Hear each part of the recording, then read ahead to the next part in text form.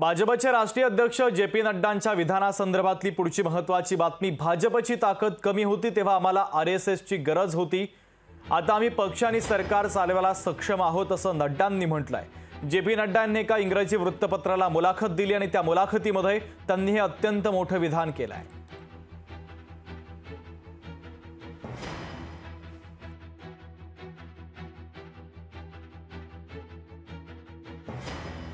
एक 1.5 वर्षापूर्वी भारतीय जनता पक्षाचे अध्यक्ष नड्डा हे म्हणाले होते की या देशामध्ये एकच पक्ष राहील।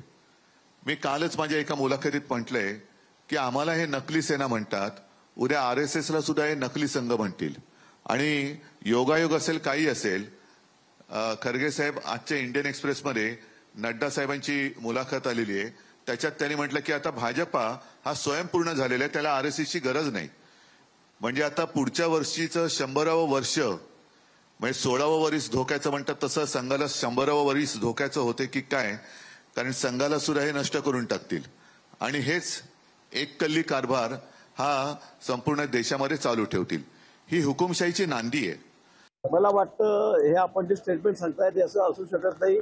नड्डाजी असं स्टेटमेंट करणारच नाही, हे कोणीतरी पेरलेलं स्टेटमेंट आहे, म्हणून मला वाटतं हे सर्व निरर्थक आहे। मला वाटतं हे आपण जे स्टेटमेंट सांगतायत असं असू शकत नाही। नड्डाजी असं स्टेटमेंट करणारच नाही, हे कोणीतरी पेरलेलं स्टेटमेंट आहे, म्हणून मला वाटतं हे सर्व निरर्थक आहे। दरम्यान जे.पी. नड्डांच्या मुलाखती संदर्भात राष्ट्रीय स्वयंसेवक संघाची प्रतिक्रिया आलेली आहे, आपण ऐकूया। नड्डाजींची जी मुलाखत किंवा वक्तव्य समोर आलेलं आहे त्याचा संदर्भ मला लक्षात येत नाहीये, त्यामुळे त्याबद्दल काही बोलावं अशी भूमिका माझी नाही। माझ्या मते भाजप तर केव्हाच वेगळा झाला असेल आर्थिक दृष्ट्या किंवा अन्य कुठल्याही बाबतीत, केव्हा कितीतरी वर्ष झाली असतील त्याला, त्यामुळे हे वक्तव्य आत्ता काय आलं।